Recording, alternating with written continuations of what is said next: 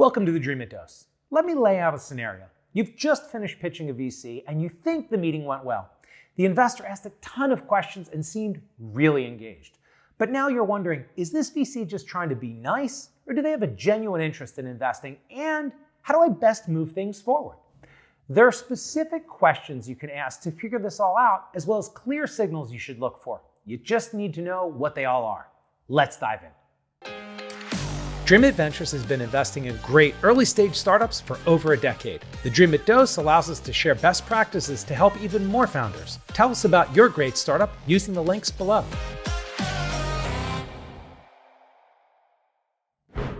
I want to start by talking about specific things investors say and ask during meetings. Many times these can lead to confusion around just how interested they really are. So you may hear things like, "I really like what you're doing," or "Can you send us a copy of your deck?" What are your valuation expectations? Do you have a lead? What's the timeline of your raise? I'll talk to my partners next week, or can you keep us up to date?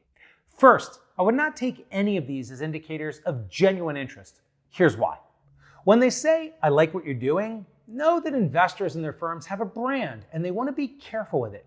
So they're going to tend to be complimentary and say things like this regardless of true interest. Next, "Can you send us a copy of your deck?" Now they may be asking you for your deck to forward it to others in their firm, or they may be storing it for future use. Future use? Investors often track companies over time. Why? If you have a follow-on conversation months later, they'll often use your previous deck to understand what progress you've really made, what's changed, and how you've done compared to your forecasts. Questions about your expected valuation, lead, and timeline? These can merely be investor data collection and/or questions so they have clarity around your thinking and expectations. Talking to their partners next week? Also not really a super strong indicator. Often in weekly meetings, investors will compare deal flow and talk about companies they recently met. Keep us up to date? Investors generally don't like to give a flat-out no, and instead they want to preserve optionality. That way, if things start to take off, they still have the option to invest. Look, the best thing an investor can say is yes. The second best thing, a fast no. But it's important to realize they're not wired for a fast no.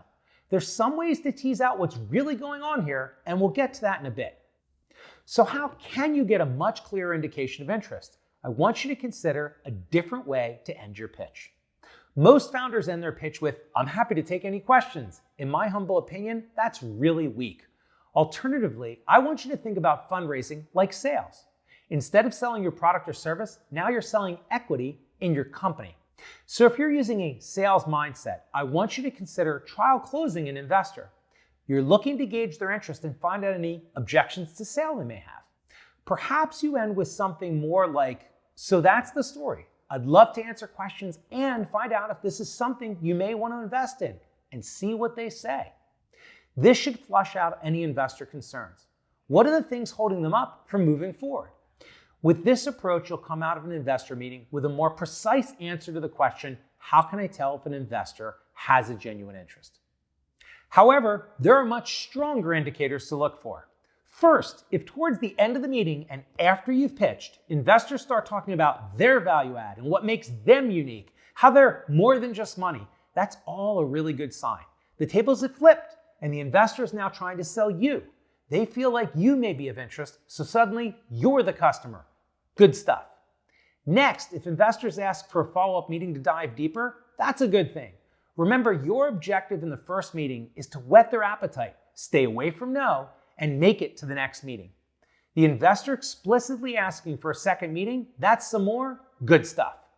Third, and a gauge of even stronger interest, an investor asks you to have another discussion, but the next person they want to involve is higher up the food chain. So maybe you had a first meeting with an associate, and now they ask you to have a follow-up meeting with a managing director or managing partner. You're making progress here, but not yet at full genuine interest. You're getting warmer, but not yet burning hot. Fourth, and an indicator of very strong interest. Can you present during our partner meeting? Now you have multiple partners who want to hear the pitch to really dig in as a team. But just know, this doesn't typically happen after your very first meeting. Okay, the last thing I want you to keep in mind. At the end of the meeting, make sure you are clear on next steps. This is a great way to add transparency and make sure expectations are set. You can even ask for a timeline. So if investors come back with, we need to talk internally and get back to you, you can certainly ask for a time frame around that. While we're talking about timeframes, make sure you're giving investors a clear timeline on your funding needs. Sometimes a startup will meet with investors to test the waters, build relationships, and find out what milestones are needed for their next round. So if your funding timeline is not immediate, make sure that's clear. Okay, let's put next steps and timeframe together. Make sure to summarize any open issues or concerns. For example, you want to talk to at least 2 customers, you want us to flesh out more detail around competitors, and you want to see our revenue breakdown, correct? Now add in the time frame. So if we get that to you within a week, do you think we could set up a follow-up call within the next 3 weeks? Totally fair. That's how you can tell if an investor is just being nice or genuinely interested in investing. First, watch out for false flags, questions and statements investors make which are not real indicators of genuine interest. It's just them going about doing their business. Second, remember that investors like to preserve optionality, and that's why they often don't give a flat-out no. Third, remember to trial close investors to flush out their concerns and find out what they need to do with a deal. Fourth, look for the tables flipping after you pitch and feel like the investor is trying to sell you. Fifth, watch for investors asking for a follow-up meeting and job titles and the number of people increasing. And finally, sixth, make sure to have clear next steps and a time frame to move the decision-making process forward. That's it. That's your Dreamit Dose. Please leave your questions in the comments section. If you found this video valuable, please like and subscribe. We have a lot more coming. To see all of our doses, go to dreamit.com/dose. See you next time.